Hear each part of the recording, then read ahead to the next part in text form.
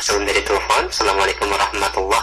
Barakallah fiki ya Ustaz. Ada subhat yang menyebutkan bahwasanya Syekh Albani rahimahullahu ta'ala seorang ulama yang gemar sekali mencela atau mensifatkan keburukan dan kedustaan kepada para ulama.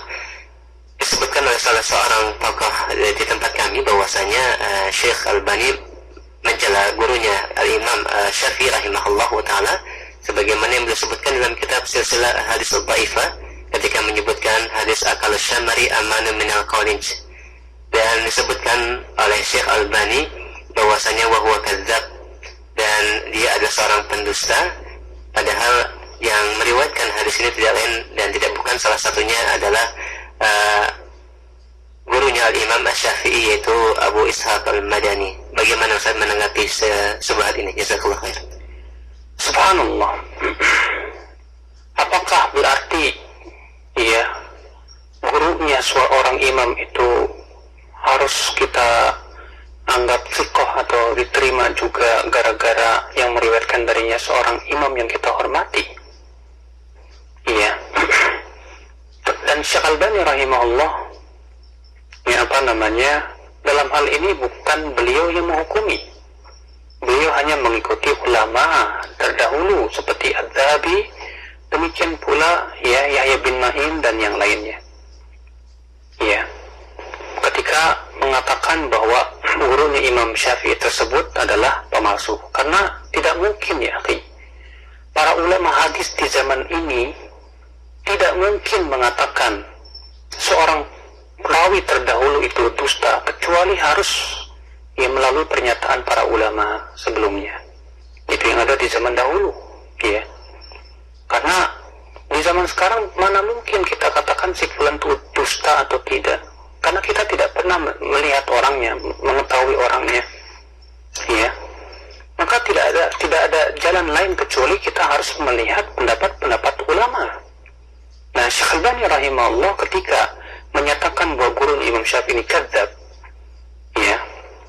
itu adalah karena adanya ulama-ulama di zaman itu yang telah menyatakan demikian. Sehingga beliau bukan dari kocetnya sendiri, bukan dari kantongnya sendiri. Jadi gara-gara itu kemudian Syekh Albani menjadi salah. Kenapa tidak salahkan saja ulama yang menganggap kadzab gurunya Imam Syafi'i tersebut? Subhanallah. Tidak aneh kalau seringkali terjadi perselisihan di zaman dahulu. Imam Syafi'i rahimahullah terkadang menganggap seorang perawi thiqah, tapi ulama lain, jumhur bahkan mayoritas, menyatakan bahwa perawi itu matruk, sangat lemah sekali. Saya lupa daripada contohnya. Namun salah satu daripada guru Imam Syafi'i, ada yang Imam Syafi'i katakan haddatsani thiqah. Ternyata yang dimaksud dengan thiqah adalah fulan bin fulan, dan ternyata mayoritas ulama mengatakan itu adalah perawi yang sangat lemah, matruk, bahkan muttaham bil kadzib, tertuduh berdusta. Maka apakah seperti itu menjadi celaan? Hanya karena Imam Syafi'i rahimahullah yang mengambil darinya, kemudian ulama lain tidak boleh mencela begitu? Subhanallah. Para ulama hadis terdahulu, jangankan gurunya seorang imam, bapaknya sendiri kalau ternyata lemah pasti ijarah sama dia. Ini di Ali bin Madini. Ketika beliau ditanya tentang bapaknya bagaimana, apa kata dia? La ta'khudhu an abi fa innahu dha'if. Jangan kamu ambil dari bapakku, lemah. Bapaknya sendiri.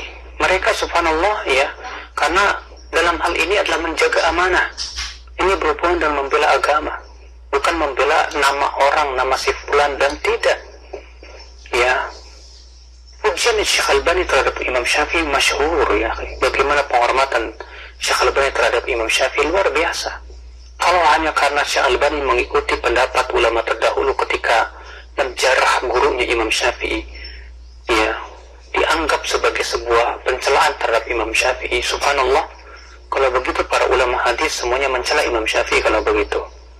Maka hasya wa kalla, ini jelas menunjukkan akan ketidakpahaman ustadz tersebut terhadap kaidah-kaidah ilmu hadis, ketidakpahaman bagaimana amanah ilmiah para ulama dahulu di dalam membela hadis-hadis Nabi Sallallahu Alaihi Wassalam, semoga kita terlindung dari hawa nafsu ya akhi, karena terkadang ya mata yang benci ya bisa memperlihatkan kesalahan sedikit apapun juga, walaupun itu tidak salah tetap aja dianggap salah. Musibah, kenapa? Karena kebencian biasanya di dada. Na'udzubillah.